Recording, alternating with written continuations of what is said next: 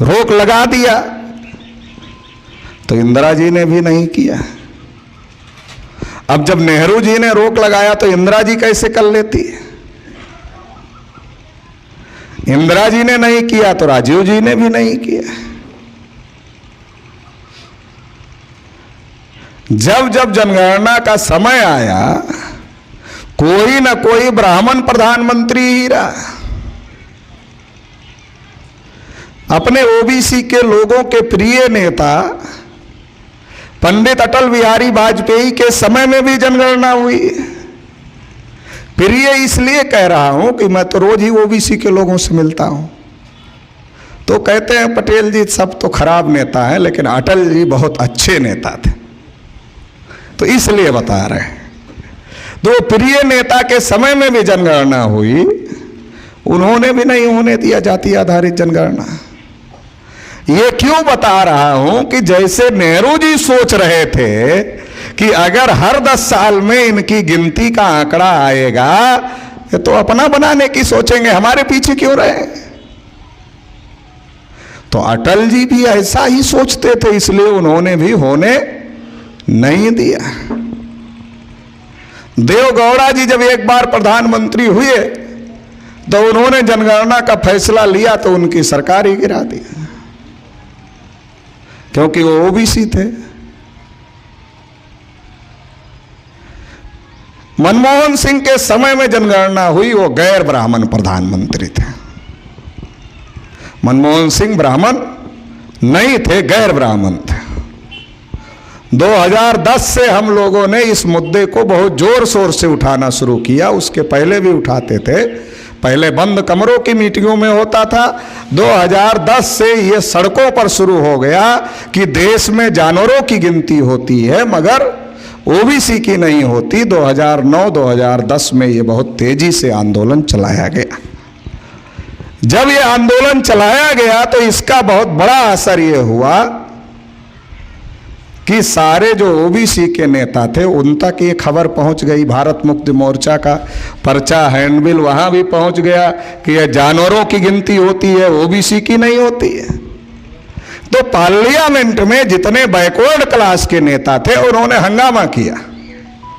उसमें जो बीजेपी के भी बैकवर्ड क्लास के नेता थे उन्होंने भी हंगामा किया, क्योंकि तब बीजेपी भी विपक्ष में थी, कांग्रेस सत्ता में थी। संसद बंद हो गई, संसद चलने नहीं दिया ओबीसी के लोगों ने। तो मनमोहन सिंह जी देश के प्रधानमंत्री थे, वो सामने आए और उन्होंने कहा कि हम जाति आधारित जनगणना करवाएं।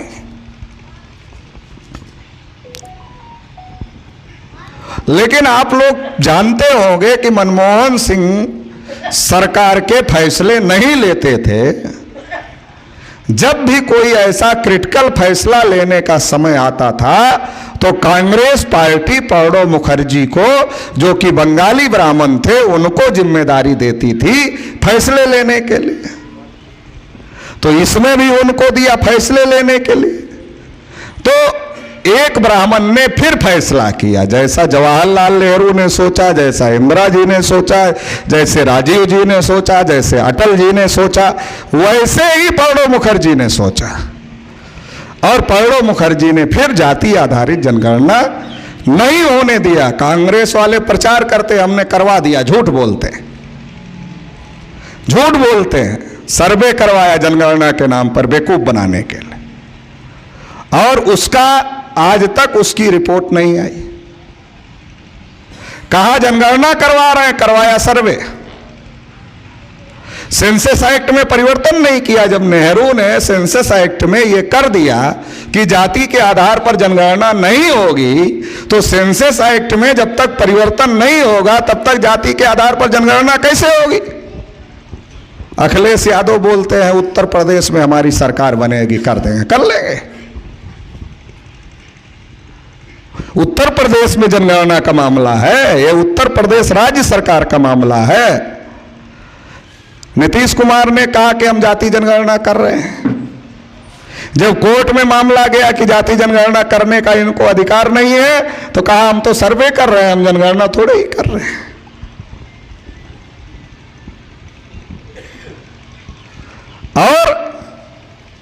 फिर भी वो संतुष्ट नहीं हुए विरोधी लोग, क्योंकि नीतीश कुमार जी भी उसी तरीके से काम कर रहे थे कि डाटा हम जनगणना का ही इकट्ठा कर लें और नाम सर्वे का कर दें, चूंकि हमारे पास पावर नहीं है जनगणना कराने का। तो सेंसस एक्ट तो सेंट्रल गवर्नमेंट का है, तो पावर हमारे पास है नहीं, मगर डाटा हम इकट्ठा कर ले। तो फिर लोग कोर्ट चले गए और अभी वो फिर रुकी पड़ी। तो जब तक सेंट्रल गवर्नमेंट के सेंसस एक्ट में परिवर्तन नहीं होगा तब तक जाति जनगणना नहीं होगी। ये जो हमारे बैकवर्ड क्लासेज के नेता हैं, पता नहीं कौन इनके सलाहकार हैं कि इन्हें पता है कि हम उत्तर प्रदेश में सरकार बनाएंगे तो जाति जनगणना कर लेंगे। अरे तो कॉमन आदमी को पता है कि जनगणना जो है राज्य सरकार नहीं करती है, केंद्र सरकार करती है। केंद्र सरकार करती है। तो मनमोहन सिंह ने भी जाति जनगणना नहीं किया, लेकिन जाति जनगणना का मामला बहुत बड़ा हो गया था। इतना बड़ा हो गया था कि डायरेक्ट मना करना संभव नहीं था। तो अब जाति जनगणना की चर्चा को दबाना था, तो दबाने के लिए अन्ना हजारे को महाराष्ट्र से उठाया और दिल्ली के रामलीला मैदान में पटक दिया। बाबा रामदेव को हरियाणा से उठा लाए, एक कुनबी एक अहिर, दोनों बैकवर्ड, दोनों को उठा लाए। और दोनों को उठा लाए तो अन्ना हजारे ने कहा देश में भ्रष्टाचार बहुत बढ़ गया है, मैं यहां से ऊपर भले चला जाऊंगा मगर यहां से जाऊंगा नहीं, जब तक जनलोकपाल नहीं आ जाएगा तब तक जाऊंगा नहीं। हम लोग समझ गए क्या खेल चल रहा है। तो हम लोगों का मुद्दा दबाया जा रहा था, तो हम लोगों को भी अपना मुद्दा उठाना था। तो 1 सितंबर 2011 को हम लोगों ने दिल्ली के रामलीला मैदान में रैली रखा और उसमें शरद यादव जी, रामविलास पासवान जी और तमाम बड़े बड़े बैकवर्ड क्लासेज के नेताओं को आमंत्रित किया, बुलाने का काम किया और वो लोग आए भी। तो 1 सितंबर 2011 की जो जाति आधारित जनगणना को लेकर रैली थी, उसको लेकर जब हम अपने समाज के लोगों को समझाते थे कि चलो दिल्ली, तुम्हारी गिनती नहीं हो रही है, तो ओबीसी के लोग क्या कहते थे, पटेल जी बेचारा अन्ना हजारे, राजा हरिश्चंद्र के बाद तो धरती पर कोई ईमानदार आदमी मिला है, बीच में तो कोई आया ही नहीं, उसकी जान संकट में है, पहले उसकी जान बचा लेते हैं, बाद में अपना मामला देखें।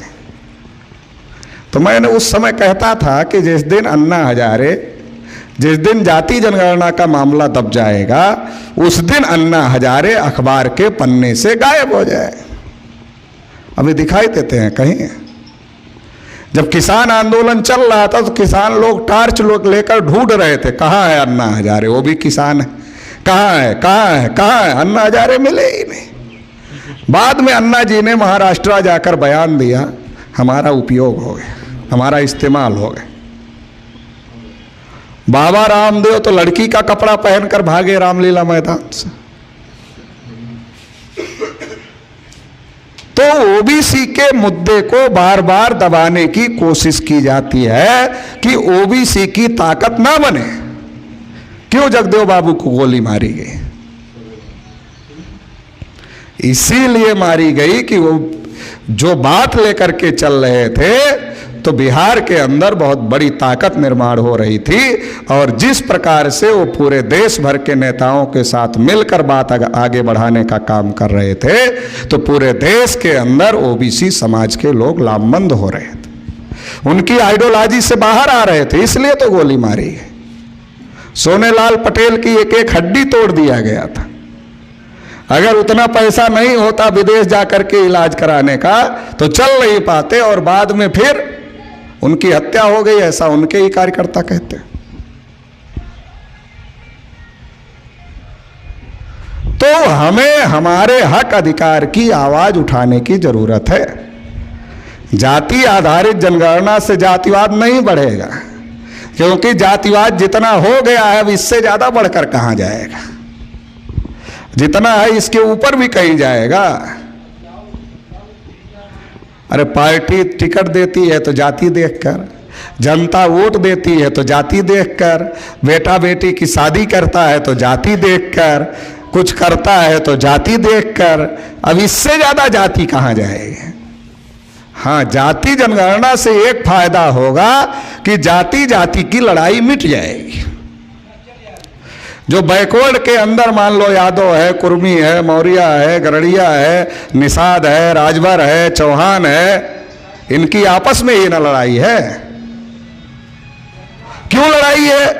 कोई ऑथेंटिक डाटा ही नहीं है किसकी कितनी जनसंख्या है, उसको कितना हक अधिकार मिला हुआ है, ये कोई ऑथेंटिक डाटा ही नहीं है। अब डाटा नहीं है तो पंडित जी लोग क्या करते हैं, अहिर को कुर्मी के विरोध में भड़का दिए, कुर्मी को अहिर के विरोध में भड़का दिया, और कुशवाहा जी को कुर्मी अहिर दोनों के विरोध में भड़का दिया, और निषाद जी को, चौहान जी को, राजभर जी को कुर्मी अहिर और कुशवाहा तीनों के विरोध में भड़का दिए। कहे यही तो सब ले गए, तुमको क्या मिला, जैसे 75 साल से राज हम ही लोग कर रहे हैं। तो ये जो जाति जाति की लड़ाई है, ये जाति जनगणना से बंद हो जाएगी। क्यों बंद हो जाएगी? क्योंकि जब जाति जनगणना का डाटा आएगा तो सबकी आंख खुल जाएगी। क्या खुल जाएगी? किसी ने किसी का हिस्सा नहीं खाया, सबका हिस्सा 3.5% लोगों ने खाया। बैकवर्ड की कोई जाति किसी दूसरी जाति का हिस्सा नहीं खाया है। तो ये जो आंख खुल जाएगी, आंख खुल जाएगी तो लड़ाई बंद हो जाएगी। लड़ाई बंद हो जाएगी, एकजुटता आ जाएगी। एकजुटता आ जाएगी तो देश की सत्ता में परिवर्तन हो जाएगा और हमें हमारे हक अधिकार मिल जाएं। ये हमको समझ में नहीं आता। ये जो कहते हैं इससे जातिवाद बढ़ेगा, उनको समझ में आता, हमको समझ में नहीं आता। जो कहते हैं इससे जातिवाद बढ़ेगा, उनको समझ में आता। अच्छा, जाति जाति में हम बटे हैं तो इसका फायदा किसको हो रहा? जाति जाति के नाम पर लड़ाई है तो इसका फायदा किसे हो रहा? जिसने बनाया उसे ही हो रहा। अब बनाया किसने? भागवत जी ने कहा पंडितों ने बनाया। देश भर के ब्राह्मण बहुत नाराज हो गए। कहा भागवत जी आपको नेता मानते हैं तो आप कुछ भी बोलोगे तो मान लेंगे।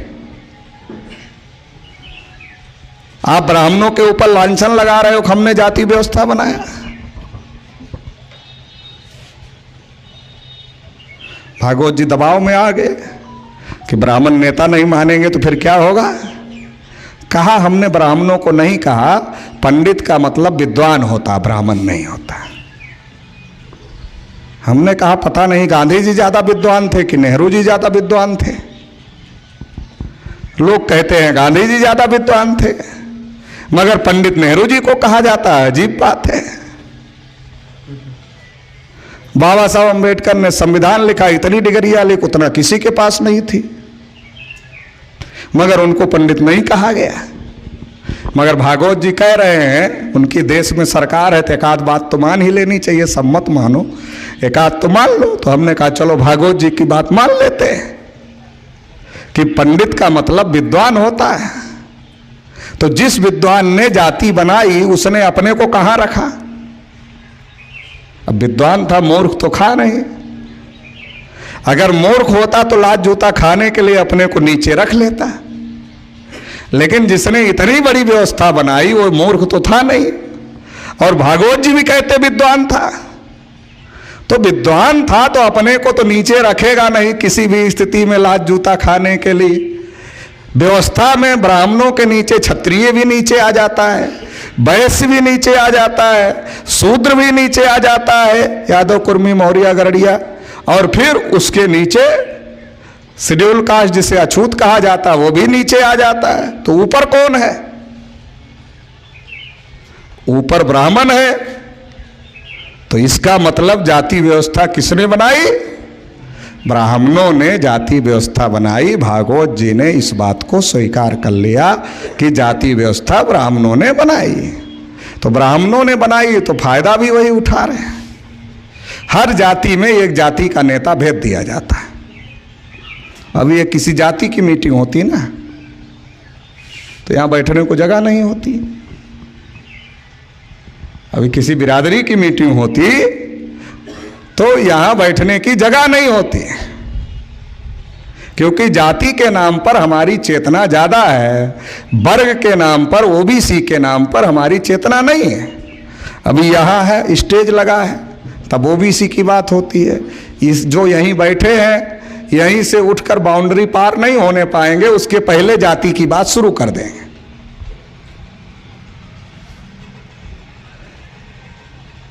अधिकार जाति के नाम पर नहीं मिल रहा है, अधिकार ओबीसी के नाम पर, जातियों का समूह जो ओबीसी है उसके नाम पर, जातियों का समूह जो एससी है उसके नाम पर मिल रहा है।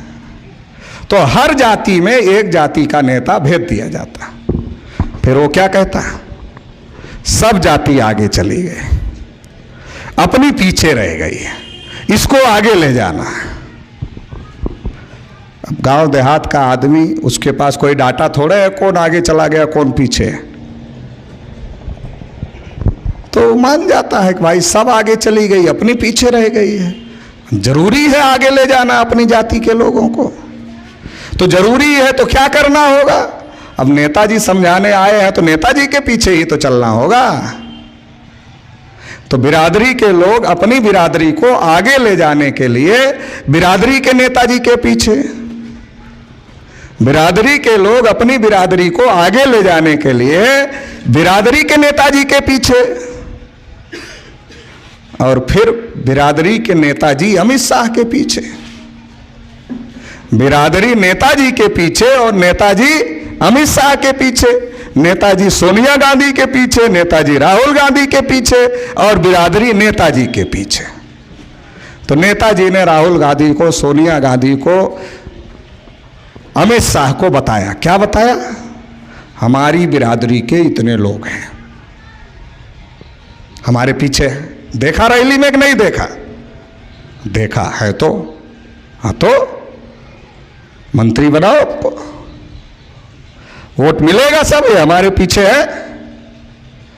ये नहीं कहा कि हमारी गिनती नहीं होती, गिनती करो वोट मिलेगा, ये नहीं कहा। कहा हमारी बिरादरी के इतने लोग हैं हमारे पीछे हैं, हमें मंत्री बनाओ, सारा वोट मिलेगा। तो जो विधायक नहीं था विधायक बन गया, जो मंत्री नहीं था मंत्री बन गया, और जब बन गया तो 2-4 गाड़ी बढ़ गई उसकी, चूंकि मंत्री बन गया 10 गाड़ी बढ़ गई, और फिर उसको सिक्योरिटी भी मिल गई, और फिर जब वो जिले में आएगा तो पुलिस लगेगी उसके आगे पीछे, फिर वो अपने बिरादरी के गांव मोहल्ले में जाएगा। अरे बिरादरी वाला देखा, कहा देखो नेता बड़ा हो गया, अपना बड़ा नेता आ गया। फिर वो भाषण करेगा, क्या भाषण करेगा, आज तक हमारी बिरादरी के लोगों को किसी भी पार्टी ने सम्मान नहीं दिया है, केवल अमित शाह जी ने पहली बार सम्मान दिया है, इसलिए बिरादरी का एक एक वोट कमल के फूल पर जाना चाहिए। बज गई ताली, सम्मान मिल गया। एक आदमी मंत्री बना, ये केवल एक बिरादरी की हाल नहीं है, सबकी है। एक आदमी मंत्री बना, बिरादरी को कोई फायदा नहीं हुआ, फायदा उस आदमी को हो रहा है। एक आदमी को मंत्री बनाकर उसका चेहरा दिखाकर पूरी बिरादरी का वोट लूट लिया जा रहा, और कह रहा सम्मान दिया। अरे जानवरों की गिनती हो रही है, हमारी नहीं हो रही है, सम्मान है। जानवरों की हो रही, हमारी नहीं हो रही, इससे बड़ा अपमान क्या हो सकता है। वे राहुल गांधी के भाषण को लेकर बीजेपी वाले कह रहे थे ओबीसी का अपमान है। अरे हमने कहा जानवरों की गिनती नहीं हो रही है, जानवरों की गिनती हो रही, हमारी नहीं हो रही है। ये अपमान तो मोदी, अमित शाह, आरएसएस, बीजेपी के लोग ही कर रहे हैं, इससे बड़ा अपमान क्या हो सकता है। तो बिरादरी के नेताओं का इस्तेमाल किया जा रहा, और इस्तेमाल करके हमारा सत्यानाश किया जा रहा है, हमें समझने की जरूरत है।